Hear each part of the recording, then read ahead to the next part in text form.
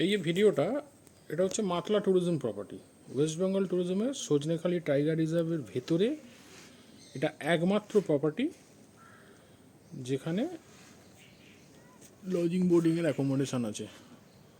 পুরো প্রপার্টিটা ফেন্সিং দিয়ে ঘেরা, গ্রাউন্ড ফ্লোরে কিছু থাকে না, সমস্ত অ্যাকোমোডেশন ফার্স্ট ফ্লোরে। এটা পুরো লম্বা করিডোরটা সোজা যেমন দেখা যাচ্ছে, ওখান থেকে আবার ডান দিকে ঘুরলেও এরকম আছে। আশপাশের সিনিক বিউটি অসাধারণ সুন্দর। পুরো প্রপার্টিটাই জাল দিয়ে ঘেরা।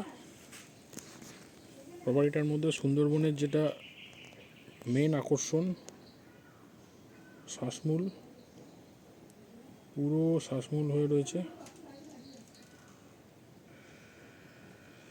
চতুর্দিকে গাছে গাছ দিয়ে ঘেরা একদম।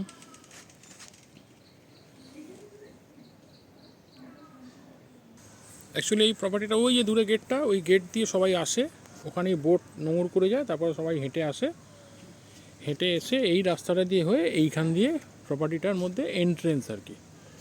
এই যেখান থেকে যে সিনিক এই ভিউটা, এটা হচ্ছে পুরো প্রপার্টিটার ভিউ লম্বা।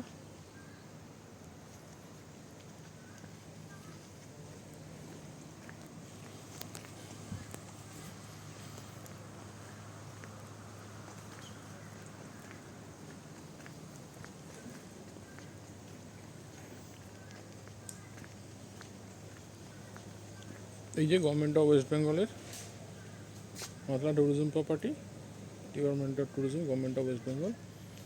এইটা হচ্ছে প্রপার্টির এন্ট্রেন্সটা। এখান দিয়ে ঢুকে এই উডেন স্টেয়ার্স আছে, ঢুকে আবার এটা উডেন স্টেয়ার দিয়ে ঢুকে রিসেপশন ডেস্ক।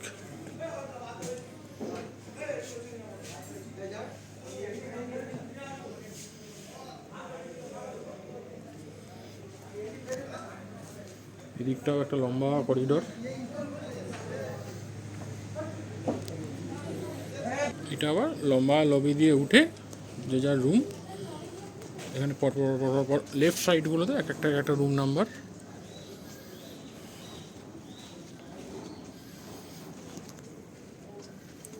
ফায়ার এক্সটিংগুইশার দেওয়া আছে, যেহেতু এটা পুরো কাঠের, যার জন্য এটা মেনটেন্যান্স পারপাস বা কোনো ফায়ার হ্যাজার্ড হলে তার জন্য প্রত্যেকটা কলমেতে ফায়ার এক্সটিংগুইশার লাগানো আছে, সেফটি সিকিউরিটির কথা মাথায় রেখে। আমাদের রুম নাম্বার 103।